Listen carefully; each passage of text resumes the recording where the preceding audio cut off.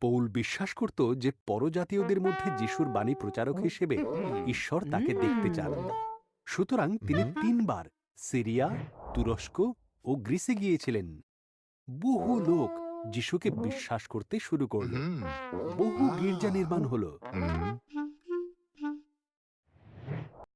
বেশ কিছু বছর পর পৌল জেরুসালেমে ফিরে এল।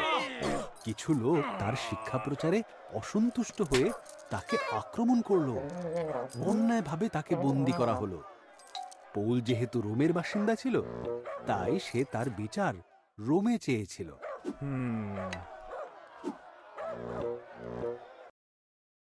পৌলকে একটা ছোট জাহাজে তুলে রোমের উদ্দেশ্যে যাত্রা শুরু করা হলো।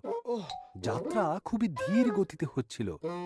আকাশের অবস্থা ভালো ছিল না।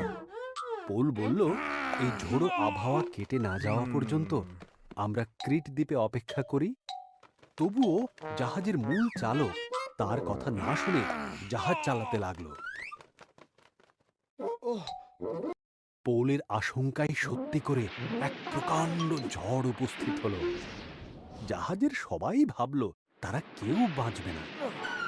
এক স্বর্গদূত সেখানে পৌলকে বললেন যে তারা সবাই নিরাপদেই রোমে পৌঁছবে। পৌল একথা বাকিদের জানালো। কেউ একজন ডাঙা দেখতে পেল। নাবিকেরা ঠিক করলো তারা অন্যদের মৃত অবস্থায় রেখে জাহাজ ছেড়ে পালাবে। পৌল তাদের সাবধান করল, যদি তোমরা জাহাজে থাকো তবেই তোমরা রক্ষা পাবে।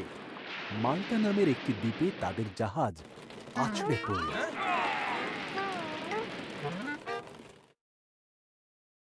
প্রহরীরা ভয় পেল, কোনো বন্দী যদি পালিয়ে যায় তাহলে তাদেরও শাস্তি পেতে হবে। সুতরাং তারা বন্দীদের মেরে ফেলবে ঠিক করল। কিন্তু তাদের সেনাপ্রধান পৌলকে পছন্দ করত, আর তাই প্রহরীদের নির্দেশ দেওয়া হলো তারা যেন কাউকে হত্যা না করে। উপকূল ধরে তাদের জাহাজ ভাসতে লাগল। পৌল যেমন বলেছিলেন তেমনি প্রত্যেকে প্রাণে বেঁচে গেল। মাল্টার প্রধান তাদের বললেন তার সাথে কদিন থেকে যেতে।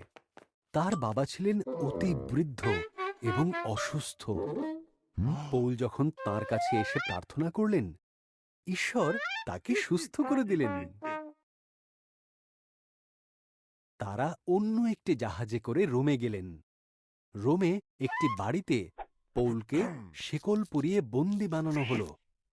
এই বন্দী অবস্থায় থেকেই পৃথিবীর নানা প্রান্তে গড়ে ওঠা নতুন নতুন গির্জাগুলিতে তিনি চিঠির মাধ্যমে যিশুর শিক্ষা পাঠাতে লাগলেন।